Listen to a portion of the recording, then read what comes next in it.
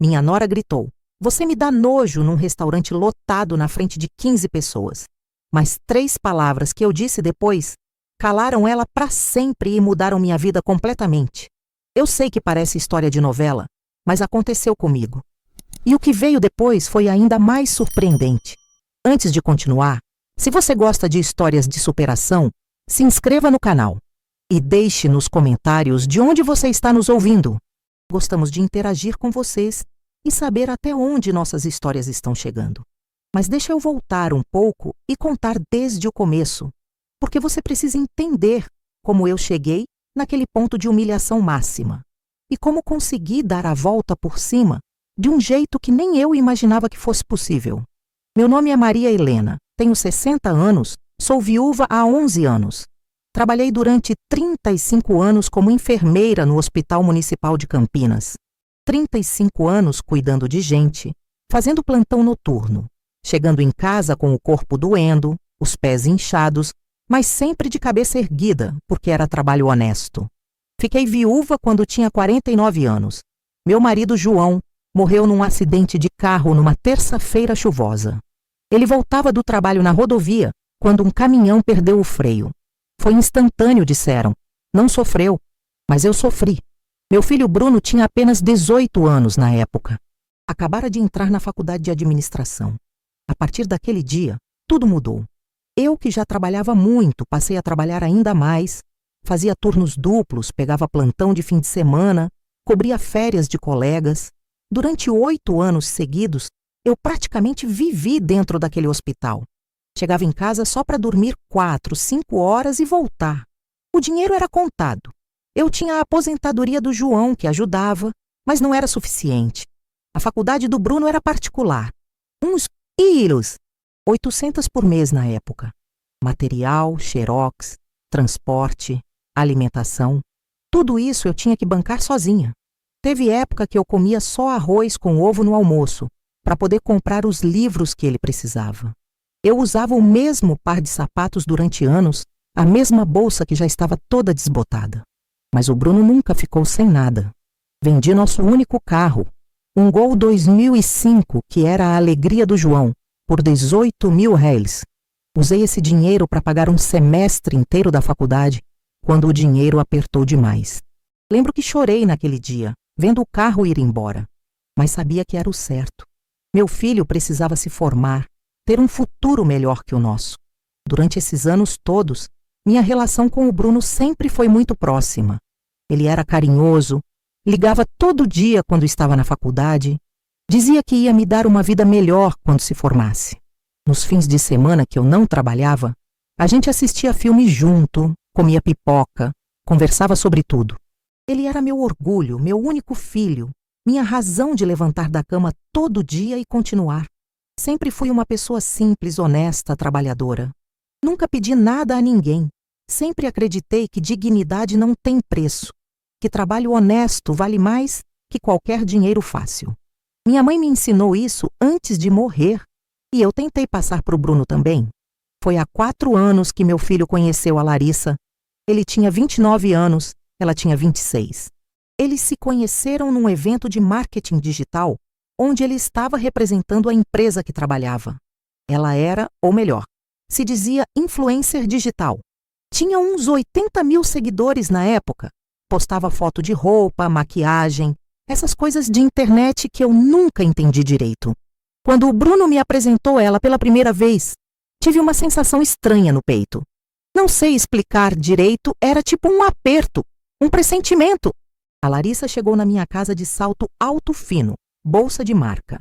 Depois descobri que era uma Michael Kors, que custava uns 2.500 reais, unhas feitas, cabelo escovado, aquela maquiagem perfeita de Instagram.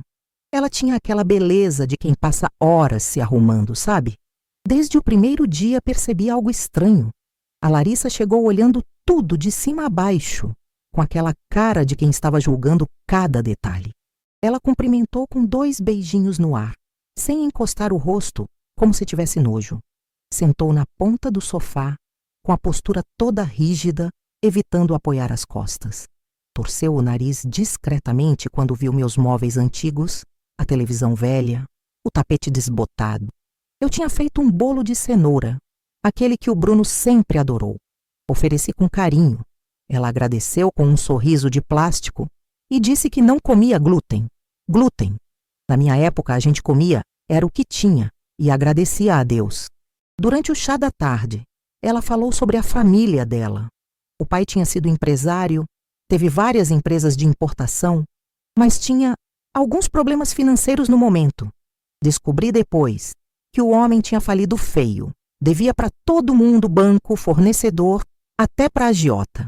A mãe dela nunca tinha trabalhado na vida. Vivia de aparência, daquelas mulheres que frequentam clube caro, mas não tem dinheiro nem para pagar a mensalidade. O Bruno estava encantado com ela. Via-se nos olhos dele aquele encantamento perigoso de homem apaixonado que não enxerga os defeitos.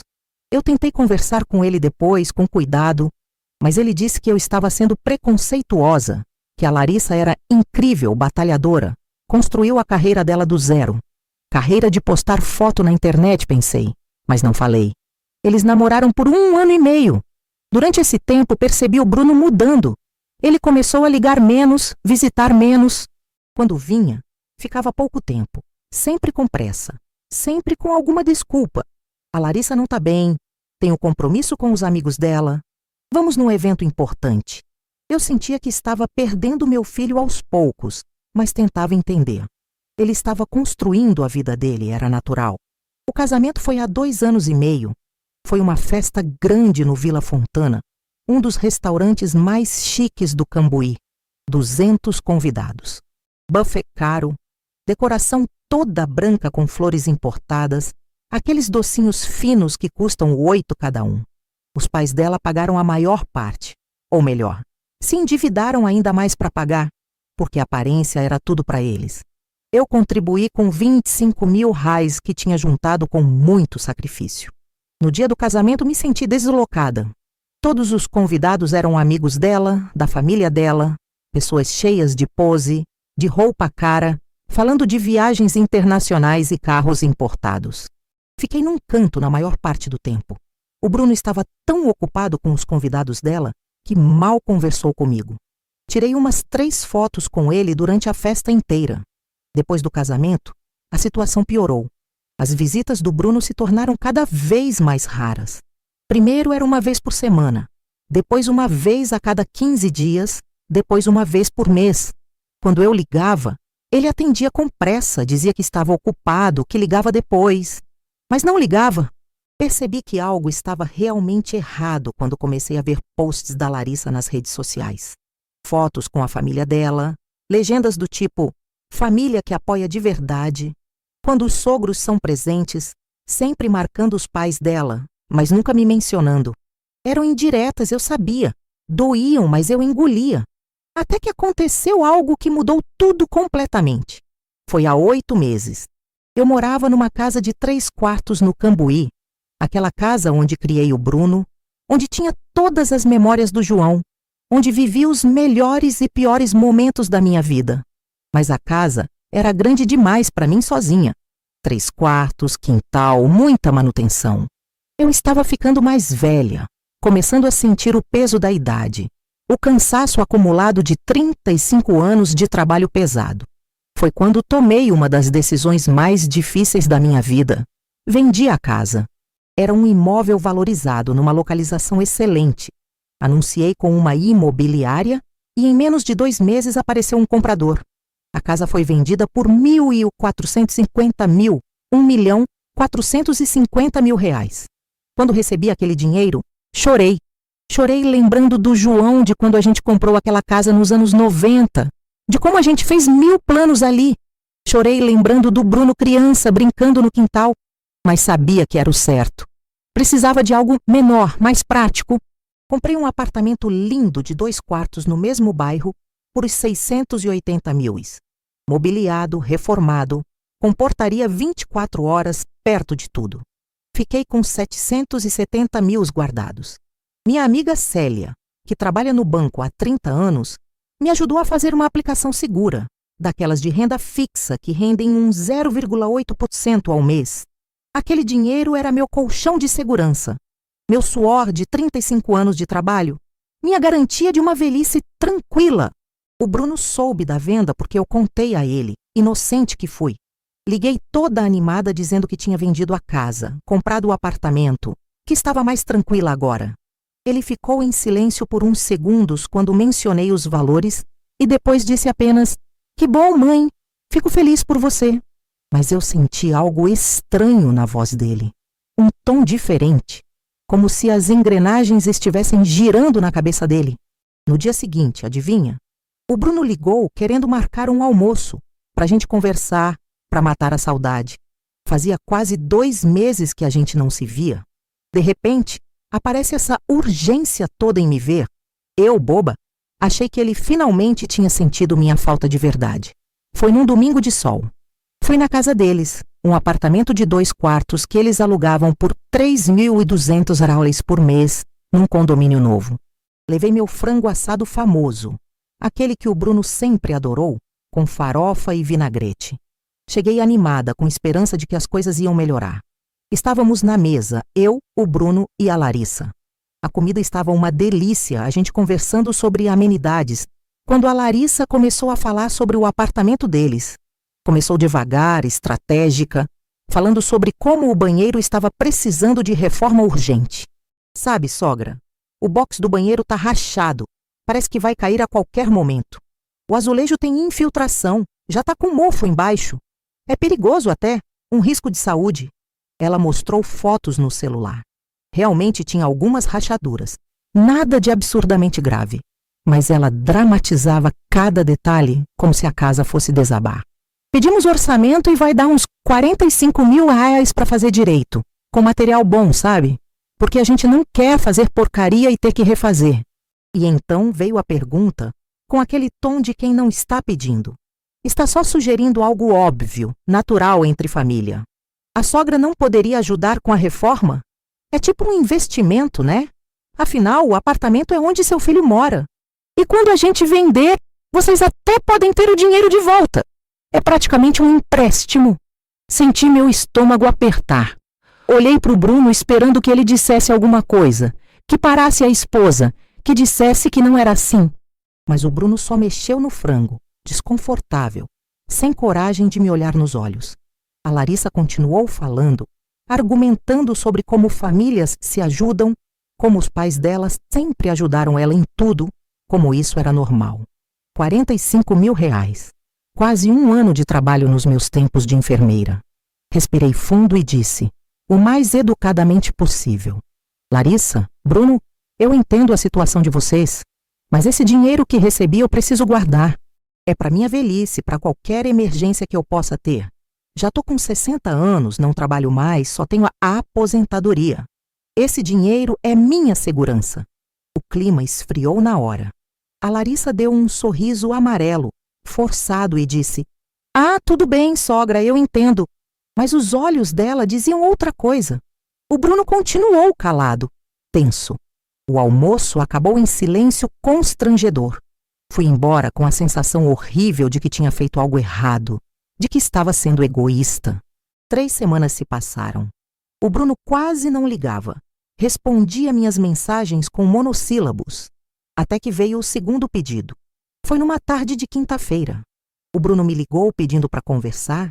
Fomos num café perto do apartamento dele. Ele estava nervoso, mexendo no guardanapo sem me olhar direito. "Mãe, a Larissa tá com uma oportunidade de negócio incrível. Uma amiga dela que tem loja de roupas de luxo quer sociedade. É uma oportunidade única, o mercado de moda premium tá crescendo muito. Já sabia onde aquilo ia dar. Ela precisa de 95 mil para entrar como sócia. Seria tipo um investimento, mãe. A loja já fatura bem.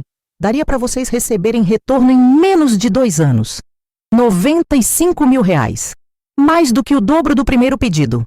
Bruno, filho, eu não entendo nada de negócio de roupas. Como eu vou investir num negócio que eu não conheço? E se der errado? Esse dinheiro não volta."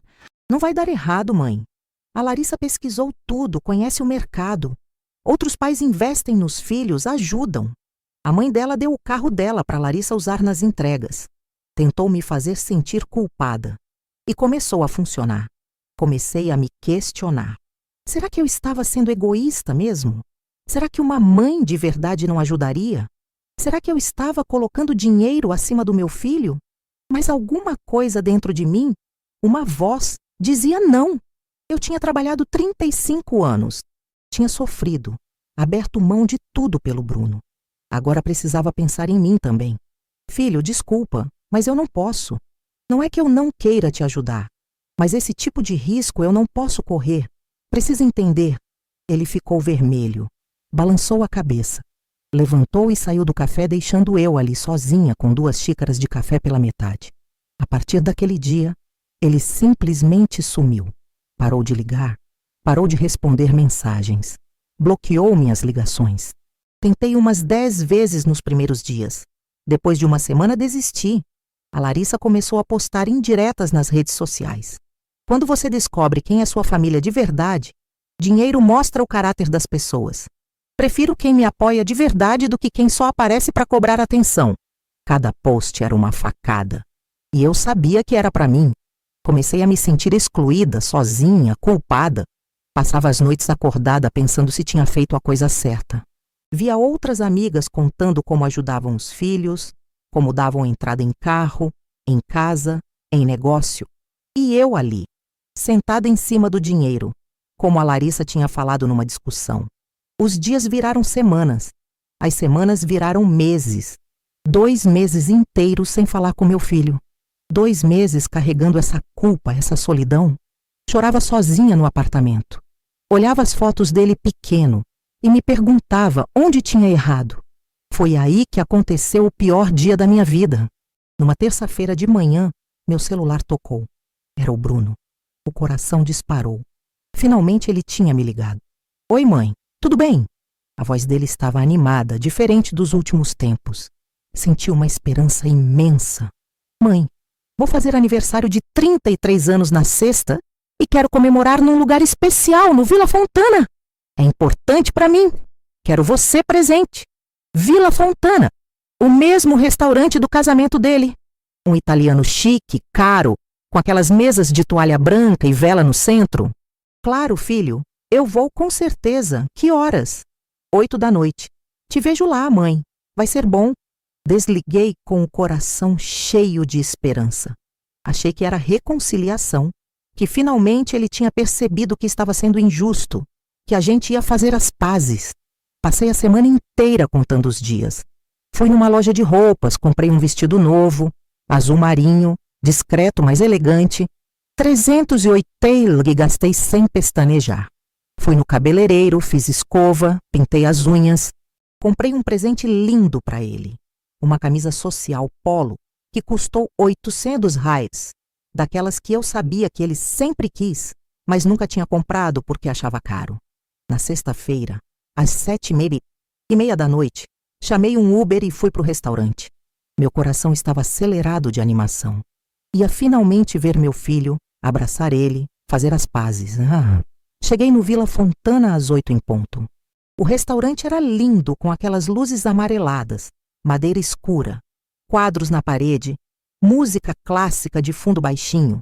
Tinha umas 15 mesas ocupadas. O burburinho típico de restaurante chique numa sexta à noite. Quando me aproximei da mesa que o garçom me indicou, meu estômago embrulhou. Não era só nós 3. Tinha 15 pessoas sentadas naquela mesa enorme no centro do restaurante. Os pais da Larissa, Estela e Mário, de um lado. A irmã dela, Patrícia, com o marido Bruno. 3 amigas influências da Larissa que eu reconheci das fotos. 2 casais de amigos deles. E a Larissa no centro, já com uma taça de vinho na mão, rindo alto, falando, gesticulando muito.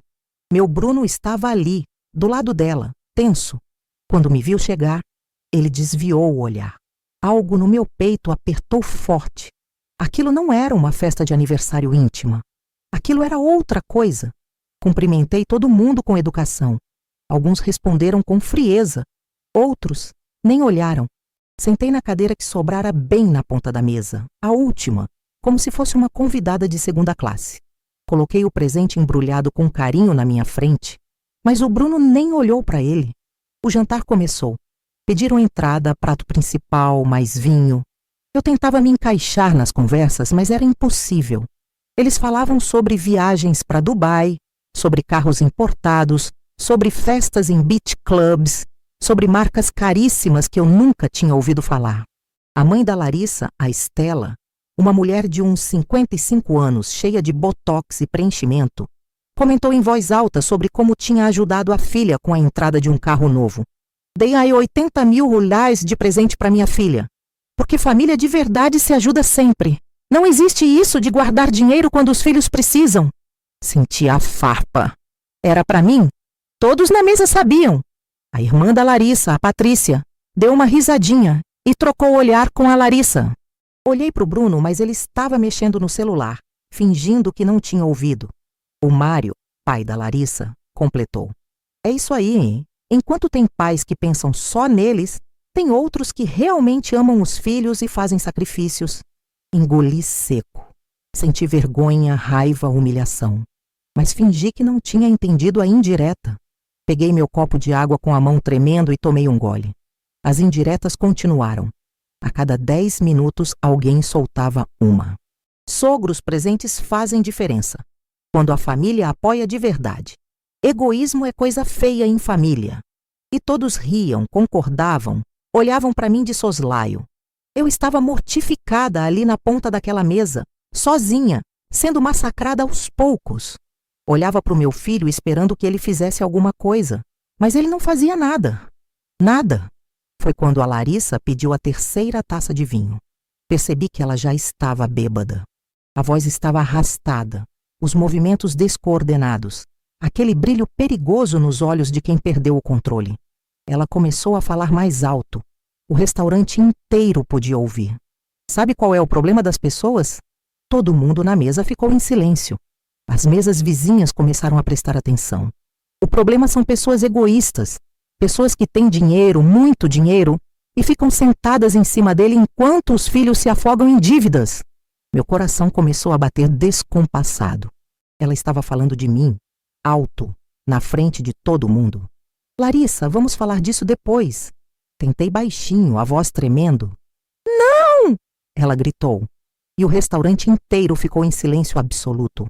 Garçons pararam de andar. Conversas cessaram. Todo mundo virou para nossa mesa. Eu vou falar agora. Chega de fingir. Ela levantou da cadeira, cambaleou um pouco. As amigas dela tentaram segurá-la, mas ela se desvencilhou.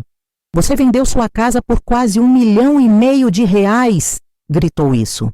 Alto, para todo mundo ouvir. Meu rosto pegou fogo de vergonha. Umas 60 pessoas naquele restaurante, todas olhando para mim agora. Comprou um apartamento mixuruca por 600 e poucos mil e ficou com mais de R$700 mil guardados. Os números. Ela sabia os números todos. O Bruno tinha contado tudo para ela, obviamente. E o que você fez? Nada! Absolutamente nada pelo seu filho. Meu filho nunca ficou sem nada.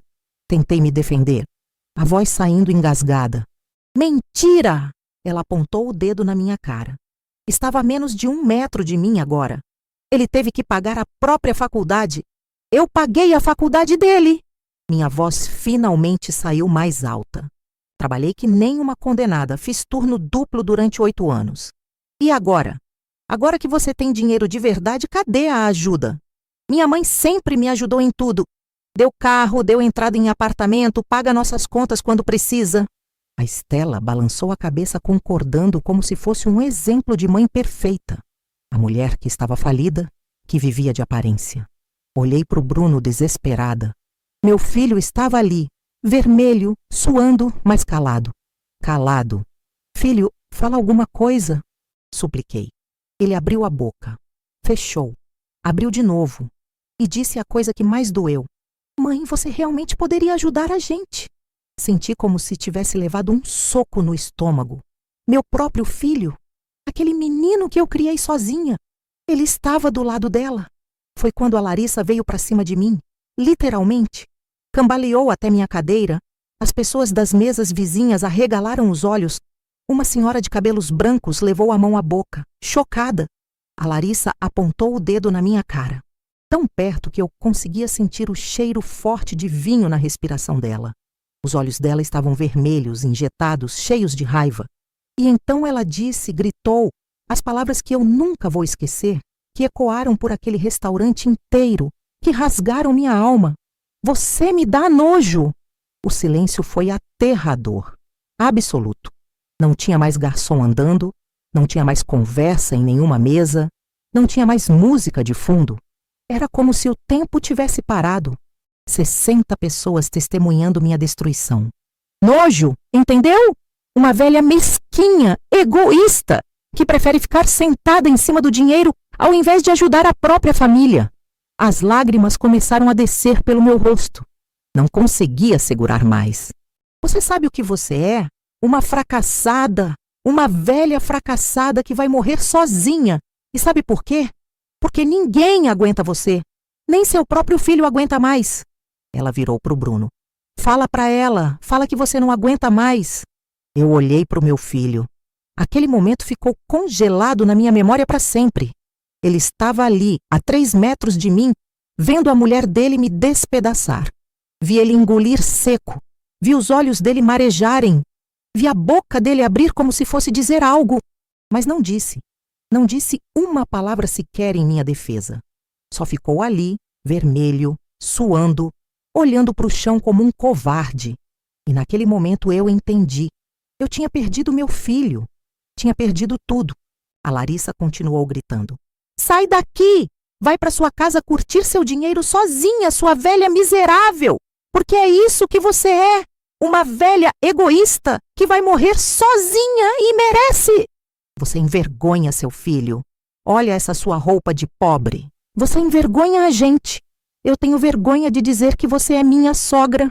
Cada palavra era uma facada. As pessoas estavam olhando, algumas com pena, outras rindo baixinho. Um homem de terno numa mesa próxima balançou a cabeça, mas não sei se em reprovação a ela ou a mim. Levantei da cadeira. As pernas estavam bambas, mal me sustentavam. Peguei minha bolsa com as mãos tremendo. O presente que eu tinha trazido com tanto carinho ficou ali na mesa, abandonado. Ninguém se moveu para me ajudar. Comecei a caminhar entre as mesas. 60 pares de olhos me seguindo. Uma mulher loira numa mesa próxima cochichou algo para a amiga e as duas riram. Um casal desviou o olhar quando passei. A vergonha era física, queimava minha pele. As lágrimas escorriam sem parar. Nem tentava mais esconder. Só queria sumir, desaparecer, morrer ali mesmo. Passei pela recepção. A moça atrás do balcão desviou o olhar com pena. Empurrei a porta de vidro pesada e o ar frio de junho bateu no meu rosto molhado. Eram 8h50 da noite de uma sexta-feira. O Cambuí cheio de gente, de casais felizes, de famílias jantando. E eu ali, sozinha, destruída, humilhada publicamente. Fiquei na calçada sem conseguir me mexer. Minha visão estava embaçada de tanto chorar. Tremia inteira, do frio e do choque. Peguei o celular com dificuldade e pedi um Uber. As mãos tremiam tanto que errei a senha 2 vezes. O carro chegou em 5 minutos. Entrei no banco de trás e o motorista, um senhor de uns 50 anos, olhou pelo retrovisor e percebeu meu estado. A senhora está bem? Não consegui responder. Só balancei a cabeça e chorei mais ainda. Ele não perguntou mais nada. Ligou um rádio baixinho e me deixou em paz. Durante todo o trajeto de 20 minutos até meu apartamento, eu só conseguia repetir na cabeça as palavras dela. Você me dá nojo. Vai morrer sozinha. Velha mesquinha. Como alguém podia dizer isso? Como meu filho tinha deixado. Cheguei no prédio às 9h30. A porteira me viu entrando chorando e perguntou se eu precisava de ajuda. Disse que não, que estava tudo bem, e entrei no elevador. Subi até o 5º andar como se estivesse flutuando, como se aquilo fosse um pesadelo horrível do qual eu fosse acordar. Abri a porta do apartamento. O silêncio de dentro era ensurdecedor. Meu apartamento reformado, bonitinho, aconchegante, agora parecia um túmulo. Fechei a porta, encostei nela e desabei. Chorei no chão do corredor durante 1 hora. Soluçava, gritava, batia a mão no chão. Tudo que eu tinha segurado naquele restaurante saiu de uma vez. A humilhação, a dor, a traição. A traição do meu próprio filho doía mais que tudo. Naquela noite, não consegui dormir. Fiquei no sofá, ainda de vestido azul, ainda de sapato, chorando até não ter mais lágrimas. O celular tocou várias vezes. Era o Bruno. 8 vezes ele ligou naquela madrugada. Eu olhava o nome dele na tela e deixava tocar até cair na caixa postal. O que ele ia dizer? Que desculpa ele ia inventar? Às 5 da manhã, finalmente adormeci de exaustão ali mesmo no sofá. Acordei meio-dia do sábado. Por um segundo pensei que tinha sido um pesadelo, mas então vi meu celular com 23 chamadas perdidas do Bruno e 12 mensagens dele. Não abri, não conseguia. Fui até o banheiro e quase não me reconheci no espelho. Olhos inchados, maquiagem completamente borrada, cabelo desarrumado. Parecia que tinha envelhecido 10 anos numa noite. Nos dias seguintes, entrei numa espiral de depressão. Não saía de casa, não tomava banho, mal comia alguma coisa. Ficava deitada no sofá, olhando para a parede, revivendo aquela cena mentalmente.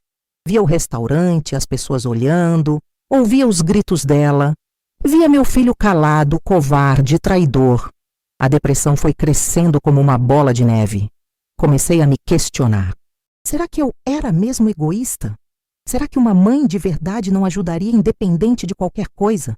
Será que eu merecia mesmo morrer sozinha, como ela disse? No terceiro dia, segunda-feira, nem levantei da cama. Fiquei ali, de pijama velho, sem forças. O celular continuava tocando. Bruno ligava todo dia, várias vezes, mandava mensagens. Mãe, me desculpa. Precisamos conversar. Por favor, atende. Eu só olhava e deixava lá. A Larissa também mandou mensagem. Uma só. Desculpa pelo que aconteceu. Eu tinha bebido demais. Como se beber justificasse destruir alguém em público. No quarto dia, terça-feira, olhei no espelho do banheiro e assustei com o que vi. Maquiagem de sexta-feira ainda borrada no rosto, cabelo grudado, olhos fundos, pele pálida. E a pergunta que não queria calar. Será que ela tinha razão sobre mim? Será que eu era mesmo uma velha egoísta que merecia ficar sozinha?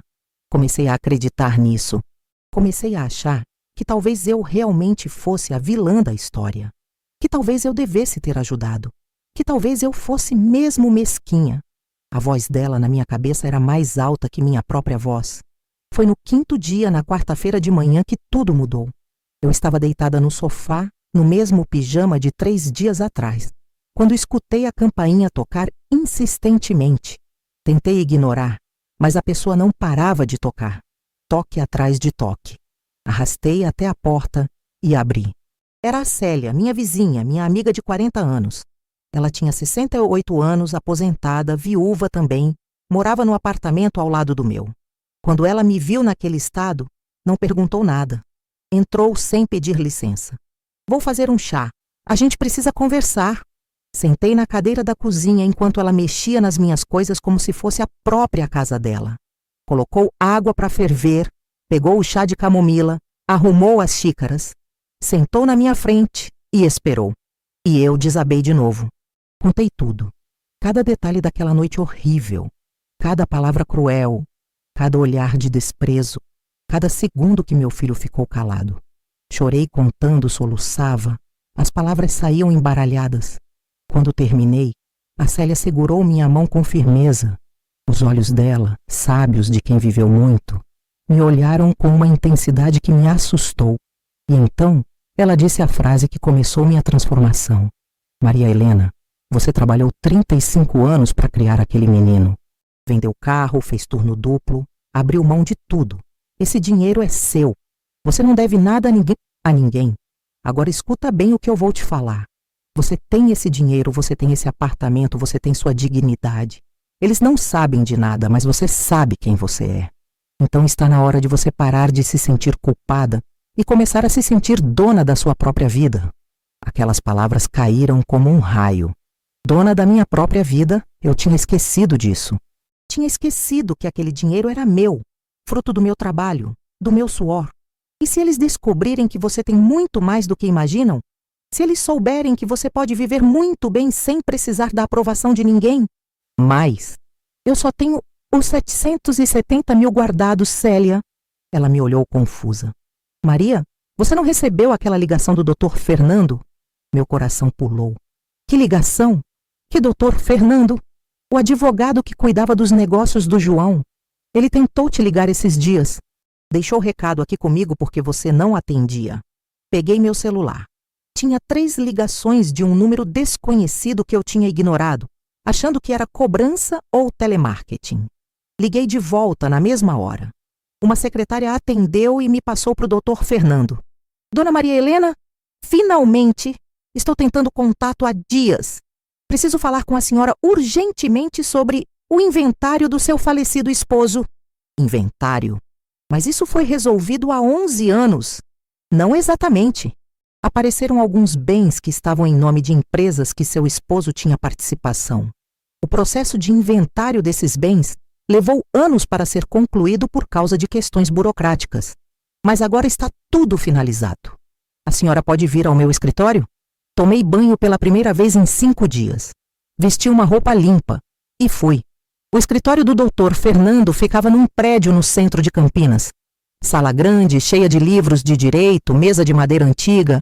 Ele era um senhor de uns 65 anos, cabelos brancos, óculos de grau. Sentei na cadeira em frente à mesa dele. Ele abriu uma pasta enorme, cheia de documentos. Dona Maria, seu esposo, antes de falecer, tinha investido em alguns terrenos e imóveis através de empresas. Ele nunca comentou com a senhora? Não. O João nunca falava muito sobre trabalho. Pois bem, esses imóveis ficaram presos em processos judiciais, questões de documentação, imposto. Levou 11 anos para resolvermos tudo. Mas agora está concluído. Ele começou a mostrar documentos, escrituras de terrenos, títulos de propriedade. Eram lugares que eu nem sabia que existiam. Terrenos em cidades do interior. Uma sala comercial em São Paulo. Aplicações financeiras que o João tinha feito e eu desconhecia completamente.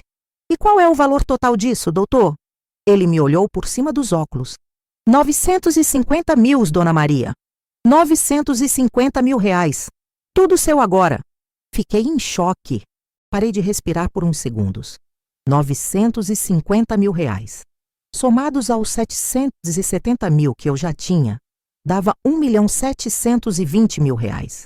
Como isso ficou escondido por tanto tempo? Burocracia, Dona Maria. Processos lentos. Mas agora está tudo resolvido.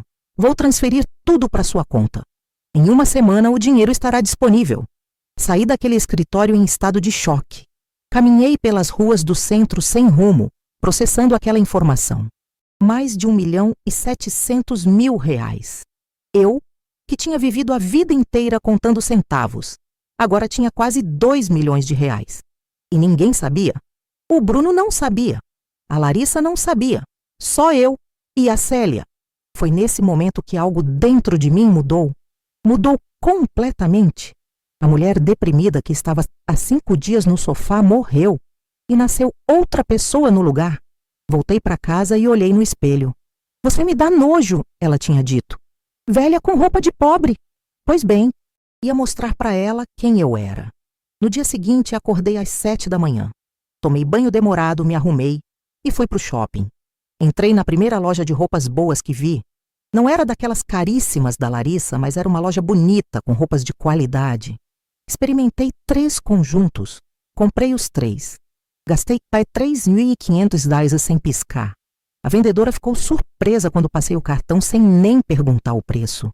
Fui na loja de calçados. Comprei 2 pares de sapatos confortáveis mais bonitos. $890.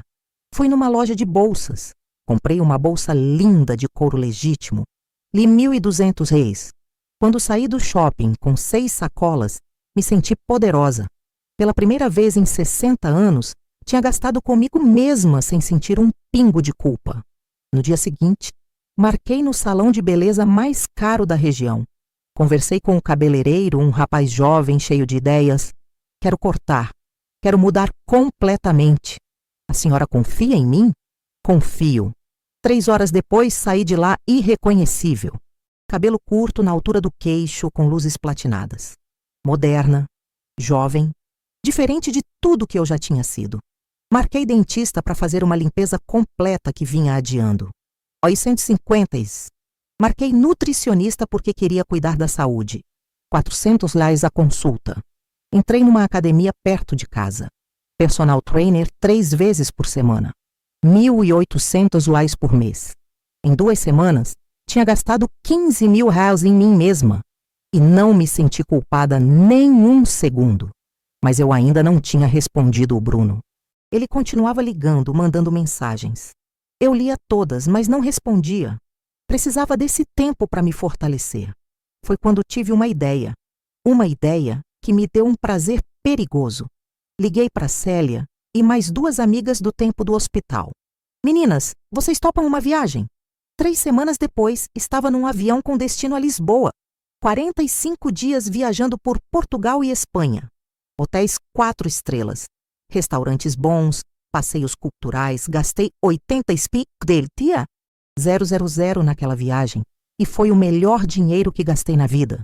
E sabe o que fiz? Postei fotos nas redes sociais. Eu, que nunca postava nada, comecei a postar. Fotos minhas em Lisboa, no Porto, em Sevilha, em Barcelona. Sempre bem vestida, sorrindo de verdade, feliz. Sabia que o Bruno ia ver. Queria que ele visse. Queria que a Larissa visse. Queria que eles percebessem que eu não tinha desmoronado. Que eu estava vivendo. Que o dinheiro deles tanto queriam estava sendo usado por mim, para mim. Durante a viagem, bloqueei o número do Bruno temporariamente. Precisava desse espaço, dessa liberdade de não ficar olhando as mensagens dele me perturbando. Soube pela Célia, que ficava me mandando notícias, que ele estava desesperado tentando me contatar, que a Larissa tinha visto minhas fotos e estava preocupada. Preocupada, claro.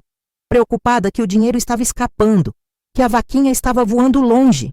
Voltei da viagem transformada. Bronze, magra, tinha perdido 6 quilos entre a academia e as caminhadas pela Europa. Cabelo platinado, roupa nova. Parecia outra pessoa. Era outra pessoa. A primeira coisa que fiz ao voltar foi procurar o Dr. Maurício Andrade, um advogado que uma colega do hospital tinha me indicado. Doutor, preciso blindar meu patrimônio, completamente. Quero que ninguém além de mim tenha acesso. Ele entendeu na hora. A senhora quer fazer um testamento também? Quero. Tudo para instituições de caridade. Nada para a família. A senhora tem certeza? Isso pode gerar conflito. Tenho absoluta certeza. Fizemos tudo. Transferência de todo o patrimônio para conta exclusiva em meu nome. Testamento registrado em cartório, deixando tudo para 3 instituições de caridade que eu escolhi. Um asilo que eu conhecia do hospital, uma creche do bairro e uma ONG de animais abandonados. Cláusula de reversão apenas se eu decidisse mudar pessoalmente. Em 12 dias estava tudo finalizado, carimbado, registrado. Meu patrimônio estava completamente blindado. Eles não podiam tocar num centavo. E se eu morresse, iam ficar a ver navios. Quando saí do cartório com todos os documentos autenticados, me senti invencível. Foi então que desbloqueei o número do Bruno. As mensagens começaram a chegar imediatamente. Dezenas delas que tinham ficado represadas. Mãe, pelo amor de Deus, me responde. Mãe, a Larissa errou, ela sabe disso.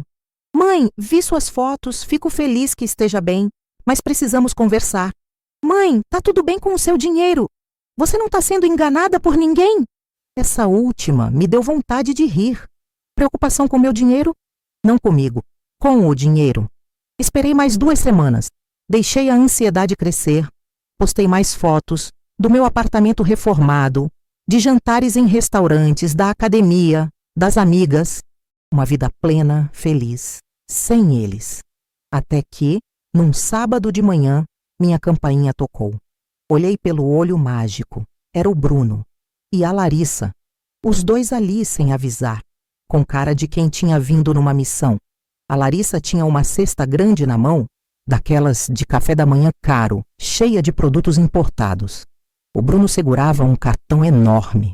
Respirei fundo. Arrumei meu cabelo platinado. Coloquei um batom. Estava pronta.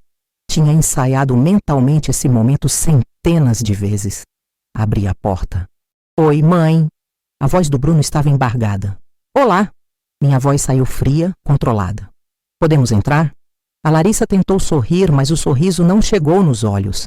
Abri a porta completamente e deixei eles entrarem. A Larissa olhou ao redor registrando cada mudança no apartamento. Os móveis novos, a TV grande, a decoração cara. Fui até a cozinha fazer café. Deixei eles sentarem na sala, esperando.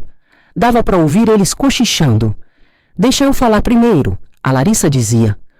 Se ela recusar, você entra com a emoção. Quase ri. Estavam ensaiando. Tinham vindo com um roteiro. Voltei com as xícaras, coloquei na mesinha de centro, sentei na poltrona em frente ao sofá onde eles estavam.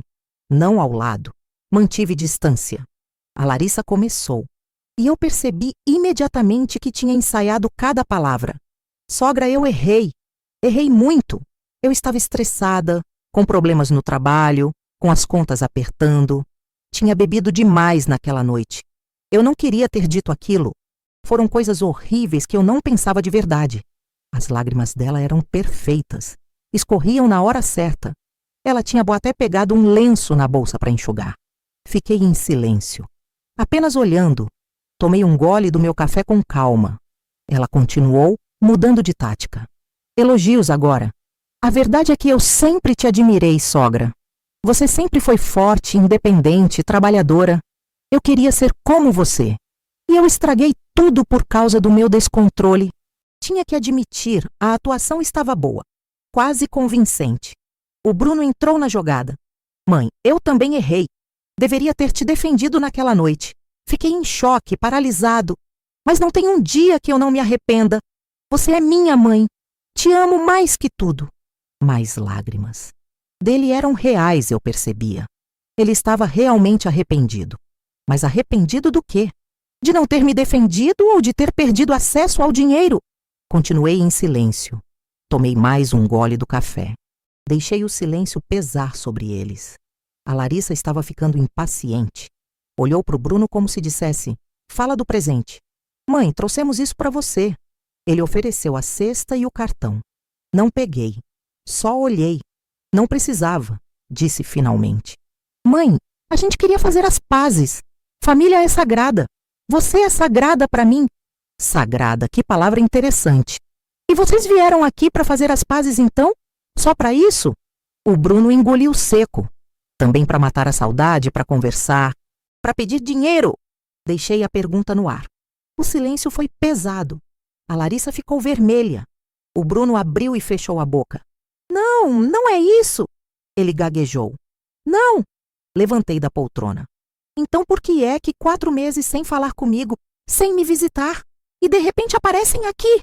Logo depois que eu volto de uma viagem cara pela Europa. Logo depois que viram minhas fotos gastando dinheiro. Mãe, não é assim. É exatamente assim, Bruno. A Larissa tentou interferir. Sogra, a gente só quer fazer parte da sua vida de novo. Queremos estar perto. Perto do quê? De mim ou do meu dinheiro? Levantei. Fui até a porta do apartamento. Abri completamente. Virei para eles. O Bruno tinha ficado pálido. A Larissa estava tensa. E com uma voz que eu nem sabia que existia dentro de mim, com uma firmeza que surpreendeu até a mim mesma, falei as 3 palavras que mudaram tudo. Eu sou dona.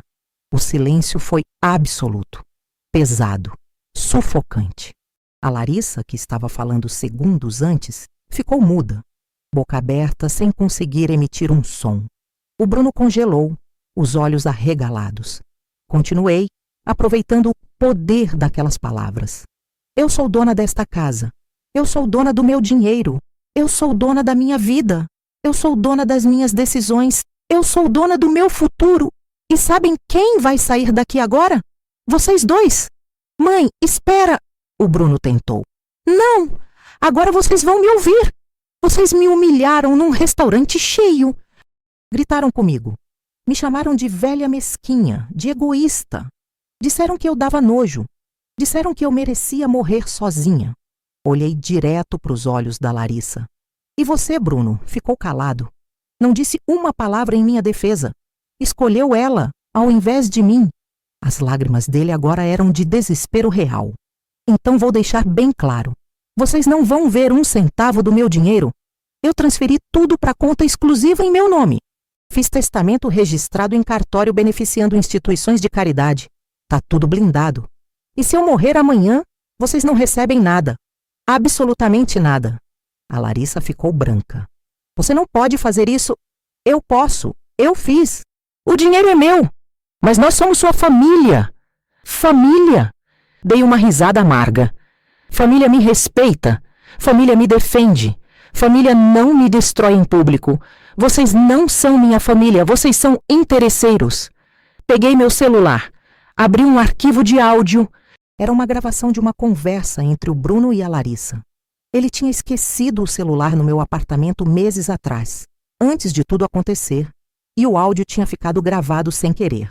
Na gravação, ouvia-se claramente: Larissa, precisa fazer pressão psicológica na velha até ela soltar o dinheiro. Bruno, ela é teimosa. Larissa, todo mundo tem um preço. Vamos isolar ela, fazer ela se sentir culpada. Uma hora ela cede. Coloquei para tocar, alto.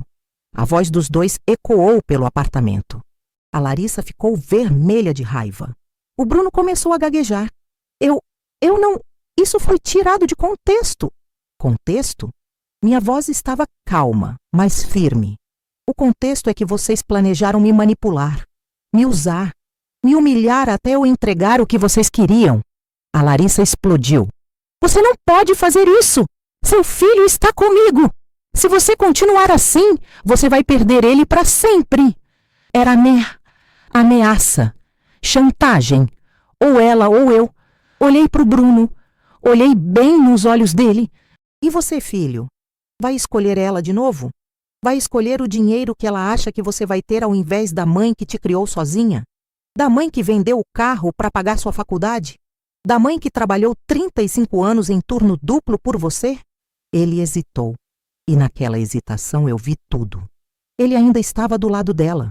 O dinheiro dela, a pressão dela, era mais forte que o amor por mim. Saiam, os dois, agora! Mãe! O Bruno tentou se aproximar. Dei um passo para trás. Eu disse saiam. E então disse as palavras finais, as que deixaram tudo cristalino. Prefiro morrer sozinha e dona de mim mesma do que viver sendo refém de quem só me quer por interesse. Agora saiam da minha casa. E não voltem a menos que tragam algo que o dinheiro não compra. Caráter! A Larissa pegou a bolsa dela com raiva e saiu pisando duro. O Bruno ficou mais um momento, olhando para mim com aqueles olhos de menino perdido. Mãe, eu te amo! Então mostra. Não com palavras, com atitudes. E fechei a porta. Encostei nela e respirei fundo. Meu coração estava acelerado, mas não de medo. De alívio, de libertação. Tinha acabado. Eu tinha me libertado. Os meses seguintes foram de transformação completa. Soube por conhecidos em comum, porque Campinas é pequena e todo mundo sabe de tudo, que a situação da Larissa desmoronou completamente. 3 meses depois da expulsão do meu apartamento, ela e o Bruno se divorciaram. As dívidas que eles tinham cresceram absurdamente com juros. Descobri que eles deviam 180 mil reais no cartão de crédito, mais 95 mil reais de empréstimos pessoais. O apartamento que eles alugavam foi executado porque pararam de pagar. Perderam tudo. A Larissa teve que vender o carro dela, aquele SUV branco que ela amava. Vendeu as roupas de marca, as bolsas caras, tudo no marketplace por metade do preço. Perdeu metade dos seguidores no Instagram porque parou de postar aquele estilo de vida de luxo. As marcas pararam de mandar produtos. Os publis secaram. Ela voltou a morar com os pais falidos. A última notícia que tive é que ela está fazendo publi de produto barato, daqueles de 50 reais, tentando juntar dinheiro para alugar uma kitnet. A reputação dela na cidade está destruída. As pessoas que estavam naquele restaurante contaram a história. Todo mundo sabe quem ela é, o que ela fez. Ninguém quer fazer negócio com ela. Quanto ao Bruno, ele também perdeu muito. O divórcio foi traumático. Ele teve que sair do apartamento.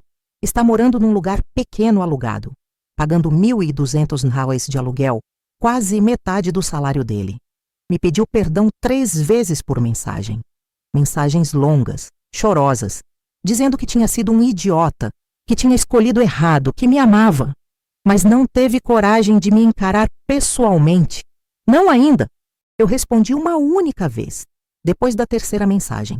Quando você tiver coragem de olhar nos meus olhos e admitir seus erros de verdade, Sem desculpas, sem justificativas, a gente conversa. Até lá, preciso do meu espaço. Ele não respondeu mais. Acho que ainda está juntando coragem. Ou talvez tenha percebido que me perdeu de verdade. E eu? Eu estou vivendo a melhor fase da minha vida. Moro no meu apartamento lindo, reformado exatamente do jeito que sempre quis. Sala com sofá novo, TV de 65 polegadas, cozinha planejada. Quarto com cama king size e roupa de cama egípcia de 400 fios. Viajei 3 vezes só esse ano.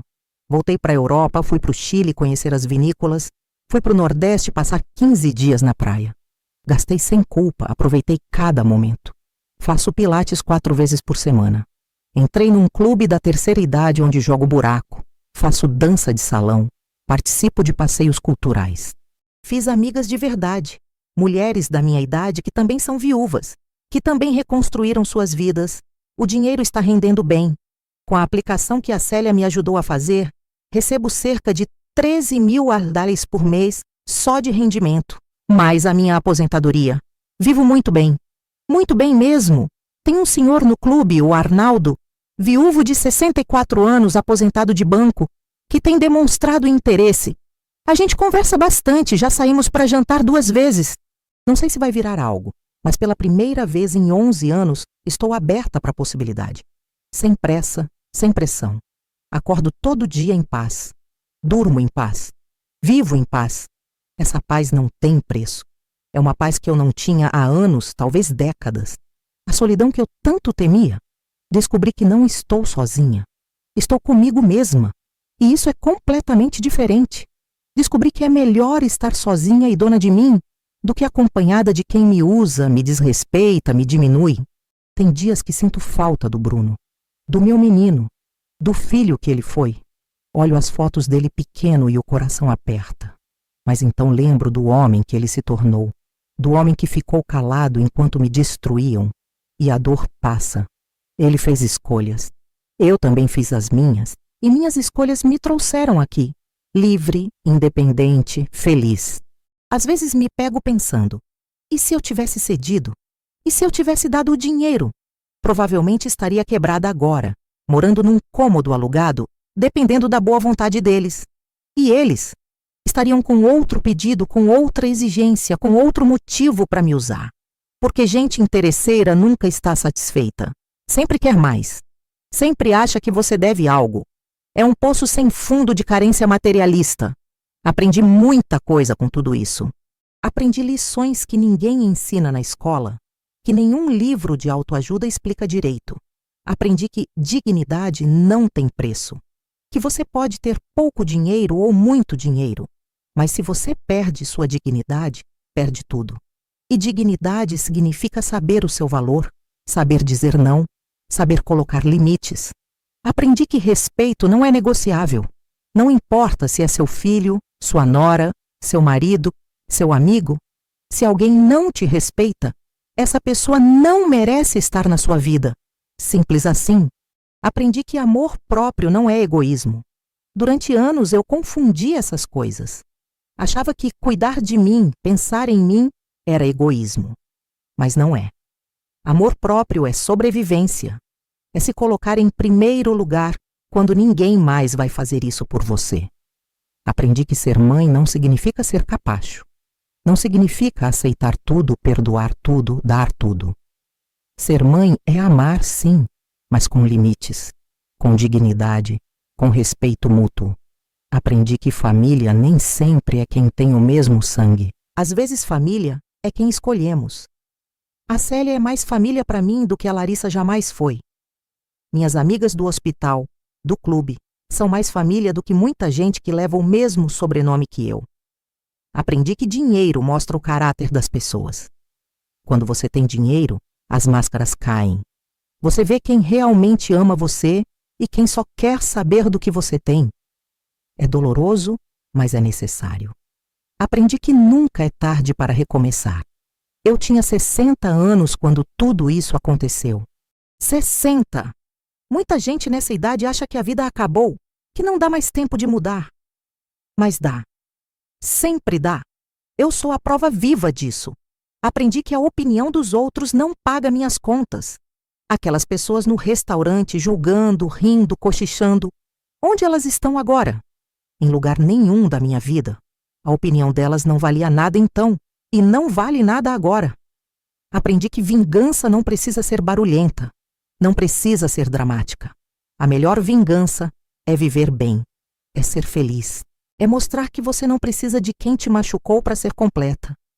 E, principalmente, aprendi que as 3 palavras mais poderosas que uma mulher pode dizer são: eu sou dona.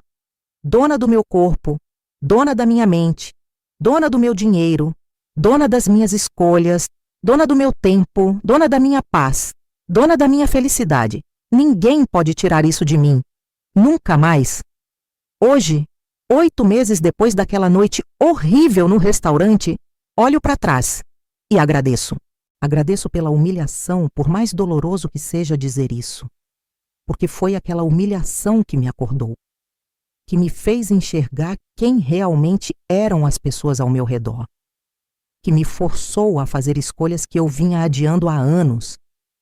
Se nada daquilo tivesse acontecido, eu provavelmente teria cedido, teria dado dinheiro e teria me tornado refém para sempre.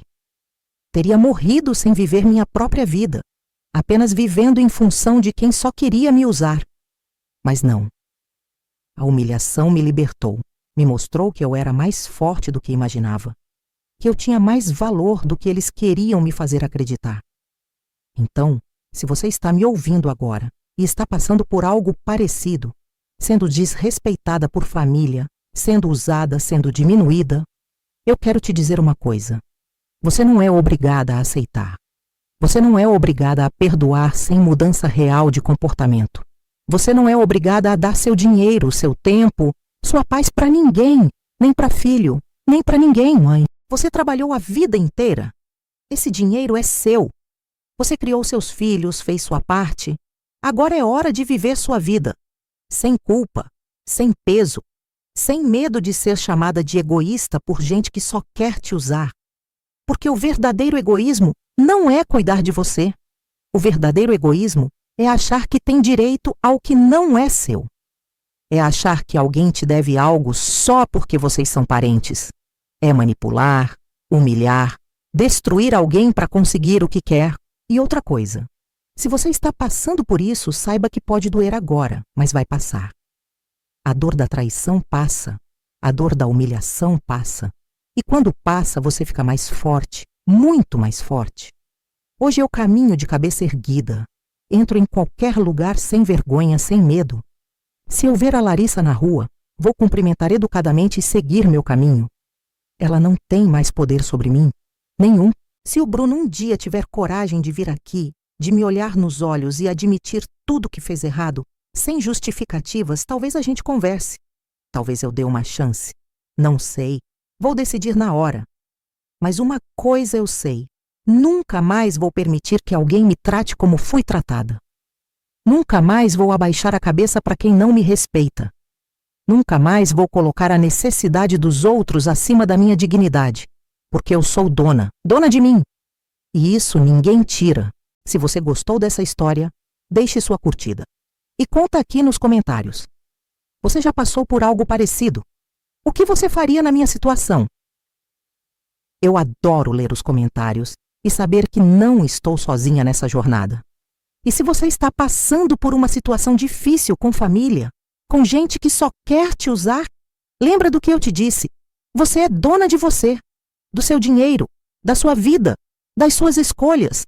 Não deixa ninguém te convencer do contrário, porque às vezes a vida nos quebra em pedaços, nos joga no chão, nos faz questionar tudo.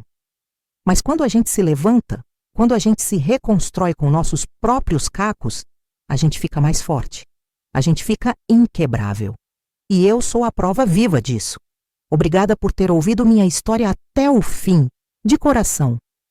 Espero que tenha te inspirado, te fortalecido, ou pelo menos te feito refletir.